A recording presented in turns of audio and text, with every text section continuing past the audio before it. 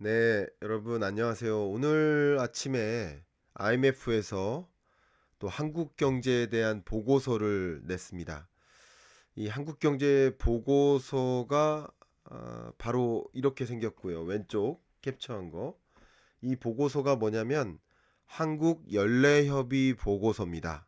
그러니까 매년 발간되는 거예요. 이게 뭐냐면 이게 아티클 4라고 써 있잖아요. 여기 아티클 4. 이 아티클 4가 뭐냐면 협정문인데 IMF는 한국과 이 회원국이잖아. 한국이 IMF 회원이에요.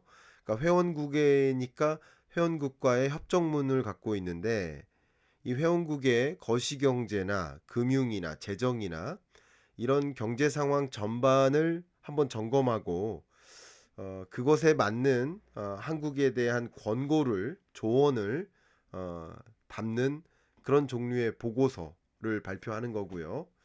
근데 이 오른쪽에 있는 것은 이런 보고서가 발표가 되면 당연히 기획재정부 홈페이지에 이런 보도자료가 실려요. 근데 이 보도자료가 딱 두 장짜리입니다.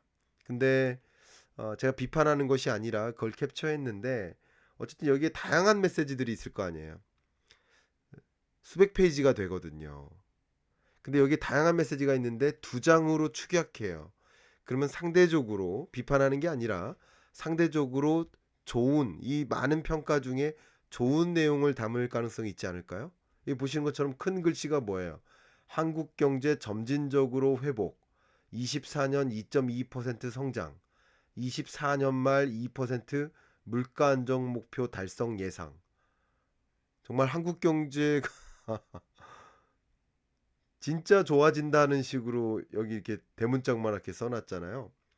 그리고 우리나라의 이 연례 협의 보고서가 담긴 내용, 이 내용을 많은 기자들이 기사화할 거 아니에요. 정말 많은 기사들이 나갔습니다.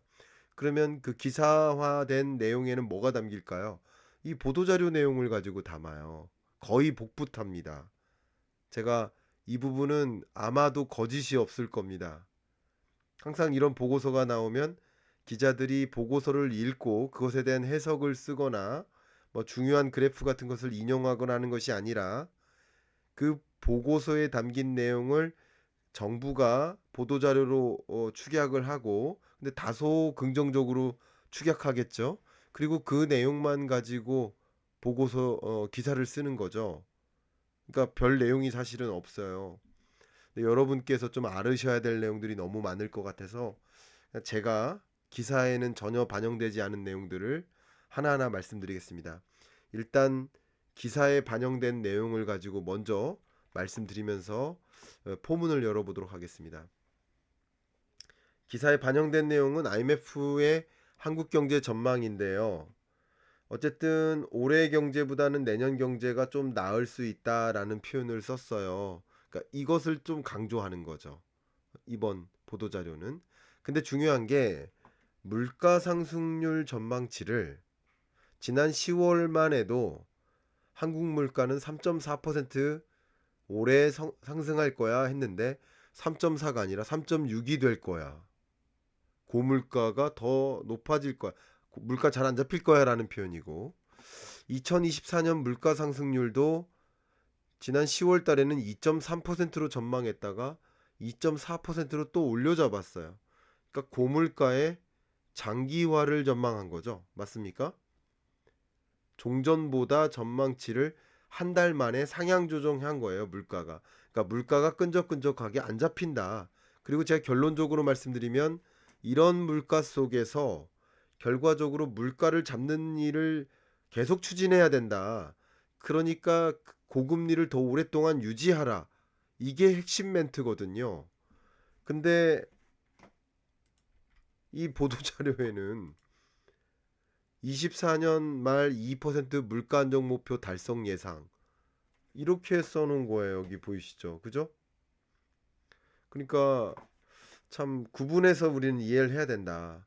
저는 뭐 정부의 입장도 좀 이해가 안 되는 건 아니지만 이 보고서에 담긴 내용을 그대로 담아낸 건 아니지 않나라는 생각에 좀 아쉬움이 있습니다. 그리고 어쨌든 이 보고서에서 전달한 여러 내용 중에 핵심이 되는 그 부분을 보고서에서 좀 캡처를 했는데 제 얼굴 빼고 이걸 그대로 보여드리겠습니다. 먼저 뭐라고 했냐면 가계부채는 OECD 회원국 중에 거의 최고 수준이다. Among the highest. 그러니까 among이 빠진 게 아니에요. the highest가 아니라 the highest 높은 군. 예를 들어서 스위tzerland, 오스트레일리아, 캐나다, 코리아. 이게 가장 높은 나라들인 거죠. 1, 2, 3, 4등 그 중에 하나다라고 표현한 거예요. 그리고 두 번째, the debt service burden. 그러니까 그 부채 상환 부담은 계속 올라가고 있다. 이게 핵심입니다.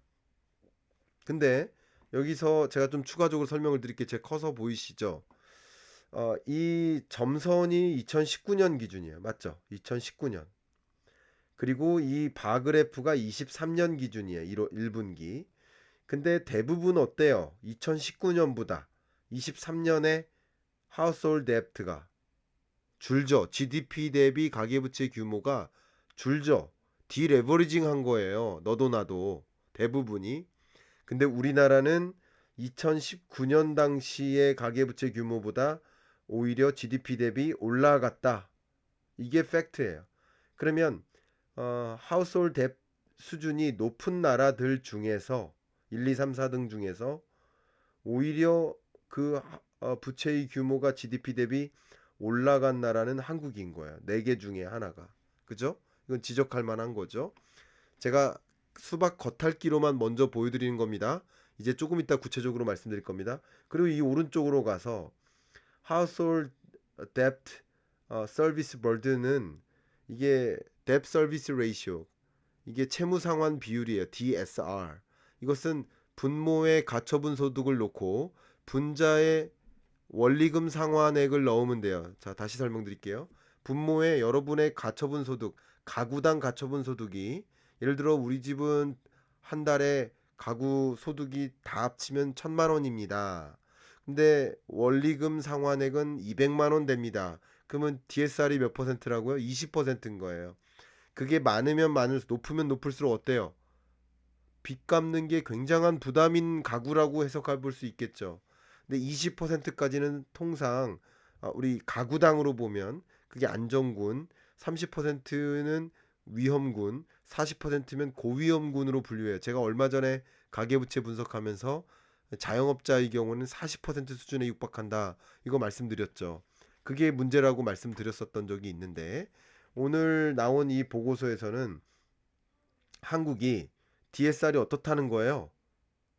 19년, 21년, 22년 갈수록 올라간다. 갈수록 올라가는 나라다. 떨어지는 나라도 있는데. 그러니까 소득은 정체됐는데 빚 부담만 늘어나는 나라다라고 설명하고, 그런 나라들 중에서 이 갈수록 늘어나는 나라 중에서 우리나라가 1등인 거죠. 갈수록 늘어나는 나라. 19, 21, 22. 연달아 늘어나는 나라 중에는 한국이 1등인 거죠. 연달아 늘어나는 나라도 거의 없고요. 그죠? 거의 없죠. 연달아 늘어나는 나라가 스웨덴이 하나 있네요. 그죠? 그러니까 이런 면에서 가계부채 문제가 심각하다라고 좀 지적을 했어요. 음, 사실은 명확히 말씀드리려면 이번 보고서의 이 보도자료에는 이런 내용이 더 담겨야 되지 않을까 하는 아쉬움이 개인적으로 갖고 있습니다. 자, 이제 그럼 본격적으로 IMF의 23년 한국연례협의 보고서에서 어떤 내용을 담았는지 하나하나 구체적으로 여러분께 설명드려 보도록 하겠습니다. 볼게요. 간략하게 보면 한국 경제의 기여도, 성장률의 기여도, 이 검정색이 성장률이에요. 검정색. 성장률이 낮죠? 근데 그 기여도를 보시면 투자 위축되고 소비가 위축돼요. 노란색이 투자, 기업들의 투자. 이 파란색이 가계의 소비인데 둘 다 위축돼서 거의 짜부됐어요, 짜부. 쪼그라들었어요. 그러니까 그게 한국 경제가 역동성이 사라진다라고 지금 진단을 한 거고요. 또 한국 경제의 연례협의 보고서에서 세계 선진국들, AE는 Advanced Economies, 선진국들을 뜻합니다. 이들의 헤드라인 물가나 코어 인플레이션이나 둘 다 하향 안정화되는 모습을 보이고 있는데 한국의 경우 오히려 피크 찍고 다시 올라가는 모습이 좀 불안하다. 물가가 불안하다라는 것을 설명했고요. 그 다음에 한국의 임금 상승률이 이만큼 떨어지고 있다. 이 보라색이 웨이지 그로스예요. 임금 상승률이 이렇게 떨어지고 있다. 임금 상승률이 이제는 2%대로 떨어졌어요. 근데 중요한 것은 물가 상승률은 3.7%잖아요. 이게 중요한 거예요. 임금 상승률은 떨어지는데 물가 상승률은 올라간다. 크로스 된다. 그것은 물가 상승 속도만큼 소득이 늘지 않는다라는 것을 보여주고 그러면 가계가 얼마나 가난해질까를 생각해 볼 수 있겠죠. 가난해지고 있는 거죠. 그만큼 한국 경제가 좀 힘들어진다. 서민들이 힘들면 느낄 것이다라고 표현했습니다. 이게 총론이고요. 근데 이 보고서에서 좀 핵심 중에 하나는 가계부채나 그 밖에 부채 문제를 권고한 것인데 보여드리면 그 배경 중에 하나가 IMF가 이렇게 설명했습니다.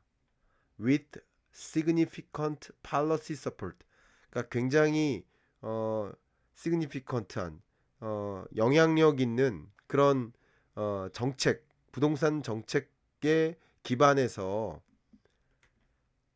그 주택 시장이 stabilized, 안정화되고 있다. 그러니까 너무 떨어지는 것도 불안정이고 너무 고공행진한 것도 불안정이에요.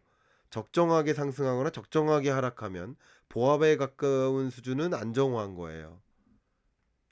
그러니까 어쨌든 집값이 상승하고 있다. 그러나 household debt is rising again.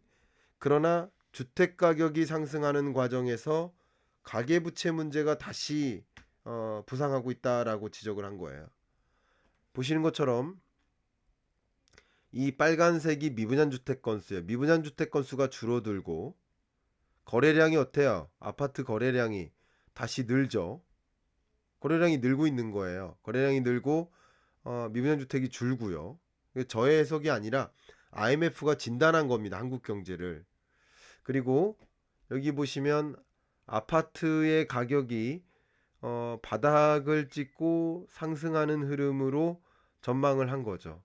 전고점을 갱신하진 않았지만 바닥을 찍고 회복되는 모습은 여기 나타나죠. 아파트 가격을 중심으로. 뭐 하우싱 프라이스 같은 경우도 어쨌든 바닥을 찍고 아주 미약한 상승 강보합의 흐름을 보이고 있다라고 IMF가 지적을 하고 있는데 근데 이런 과정에서 무슨 일이 일어나고 있다? 이런 과정에서 바로 가계부채 문제가 부상하고 있다라고 설명을 한 겁니다. 자, 그러면 가계부채 문제 본질적으로 어떤 문제들이 있는지 가계부채 문제 말고도 여러 부채들, 기업부채, 가계부채 여러 가지 부채 문제가 있는데 보겠습니다. 가계와 기업의 부채 문제가 좀 어렵지만 하나하나 설명드리겠습니다. 여기 보시면 기업 부채 검정색 올라가죠.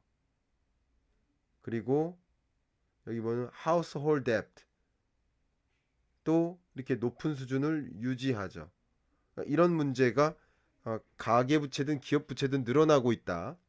근데 좀 어렵지만 특히 부동산 시장, 부동산 관련 그런 금융부실에 노출된 정도를 좀 보면 가계의 경우 각 종류별로 예를 들어서 뭐 부동산 관련 대출, 그죠? 혹은 뭐 그 밖에 뭐 정부 지원 대출 뭐 여러 가지가 다 있어요. 이런 게 전반적으로 어때요? 가계도 다 올라가죠, 대부분. 그리고 기업도 어때요? 예, 다 올라가죠. 그리고 금융 투자 부문도 다 올라가죠. 리츠나 MBS나. 그러니까 이런 것들이 어쨌든 부채 문제가 최근 2019년 말과 비교했을 때 계속 올라가고 있구나 이렇게 표현하고 있고요. 좀 간략히 보면 그 리스크, 가계 부채 문제를 부채 리스크를 짊어지는 그 엔터티 중심으로 보면 일단 금융기관도 그게 증가하고 있고 이 특히 리얼 에스테이트 이런 부동산 관련 금융 부실 문제에 더 노출되고 있고, 그리고 퍼블릭 공공적인 관점에서 개런티한 그런 것도 역시 올라가고 있고, 역시 투자자들도 그런 리스크가 올라가고 있다. 이렇게 설명이 됩니다. 복잡하죠? 그래도 설명드리겠습니다. 그리고 corporate loan growth 이렇게 써 있는데요. 라지 코퍼레이션과 SME가 스몰 앤 미들 엔터프라이즈 이렇게 해서 SME가 중소기업입니다. 어쨌든 라지 코퍼레이션이든 중소기업이든 쭉 볼 수 있는데, 그 코퍼레이트 론 그로스가 어때요? 정점 찍고 좀 둔화되죠. 이게 뭐야? 아까 대출 뎁트 빚이 아니라 대출을 얘기하는 걸 론은. 근데 론이 이렇게 줄고 있다는 건 뭐를 얘기해요? 금융기관이 리스크를 부담하지 않기 위해서 대기업이나 중소기업한테 대출을 이제 안 해주는 거예요. 짜게 해주는 거예요. 뭐 하기 위해서? 위험을 관리, 리스크 매니지먼트를 하기 위해서. 그러니까 결과적으로 기업들은 자금난이 시작되고 신규 투자를 더 못하고, 그게 결과적으로 한국 경제를 좀 더 침체로 만드는 그런 요인으로 작용하고 있다. 그러니까 부채 문제가 심각해지다 보니까 금융기관들이 먼저 리스크 관리에 나서고 대출을 적극적으로 안 해주려고 대응하고 있다. 결과적으로 그게 기업들에게도 자금이 융통이 안 되고, 기업 중에 중소기업에게도 특히나 자금 융통이 안 된다라는 것을 보여주는 거. 이게 자금 융통이 안 된다 이렇게 해석하는 게 좋겠습니다. 그러니까 이런 부채 문제에 시달리고 있다, 이것을 지적한 겁니다. 자, 그다음 이 부채 문제도 있지만 그 밖에 몇 가지 또 문제점들을 지적을 했거든요. 간략하게 지적한 문제점들을 좀 표현해 볼게요. 그 밖에도 어떤 문제를 지적했는지를 보겠습니다. 뭐 여러 가지 더 있지만 시간 관계상 제가 2, 300페이지를 다 말씀드릴 수는 없으니까 캡코를 유독 지적했어요. 결국 캡코 우리 한전이죠. 한전의 어떤 그 경영난을 강조하는 거예요. 마이너스 이익을 보고 있는 거예요. 왜 마이너스를 보고 있을까요? 기본적으로 마이너스를 보는 이유는, 네, 그렇죠. 기본적으로 이 에너지 가격은 오르는데, 국제 원자재 가격은 오르는데 이 전기 요금은 올리지 못해 왔었으니까. 그러니까 이 얘기는 뭐예요? 경영난을 해소하기 위해서 전기 요금을 더 올릴 수밖에 없는 상황이 된다라는 뜻이고, 이것은 서민에게 더 큰 부담을 준다라는 것을 암시하죠. 그게 또 한국 경제에 하방 위험을 준다, 이렇게 생각해 보시면 도움이 되겠습니다. 그 밖에 또 어떤 요인이 있을지를 좀 분석을 해야 되는데요. 바로 고령화예요. 근데 고령화가 전개될 때 최근 고용 문제가 60세 이상, 이 보시면 파란색이에요. 60세 이상 고령자의 취업자가 계속 늘어나죠. 근데 60세 이하의 취업자는 어때요? 최근 특히 뭐 확 줄었다가, 이 코로나 때 그랬죠. 확 줄었다가 다시 회복은 됐는데 다시 제자리로 안 늘어나는 모습이죠. 이게 중요합니다. 코로나19 때 이렇게 쭉 줄었다가, 그리고 이 값이 제대로 회복되지 못하고 다시 그냥 지지부진하게 이런 모습인 거. 그러니까 이런 것들이 결과적으로 어, 소위 고령화가 빠르게 전개되고 있기 때문에 60세 이상의 고령층에게 일자리가 주어지는 거 굉장히 중요합니다. 그런데 상대적으로 60세 이하의 일자리가 이전 수준으로 회복되지 않는 모습도 지적할 만한 한국의 고용 사정이다. 그러니까 그냥 단순히 취업자가 늘어나는 것을 보면 한국 고용 문제 없을 수도 있겠다 이렇게 생각할 수 있겠지만, 60세 이상의 취업자가 많은 비중을 차지해 나가고 있는 것을 보면 사실상 60세 이하의 생산 연령 인구의 취업자가 그렇게 드라마틱하게 늘어나지 않고 있다라는 것을 지적한 겁니다. 굉장히 디테일하죠. 그다음 마지막으로 한 가지 더 IMF가 한국 경제 리스크로서 진단한 것은, 이게 뎁 실링이라고 이렇게 규정을 해 본다면 이게 재정 준칙에 가까운 거죠.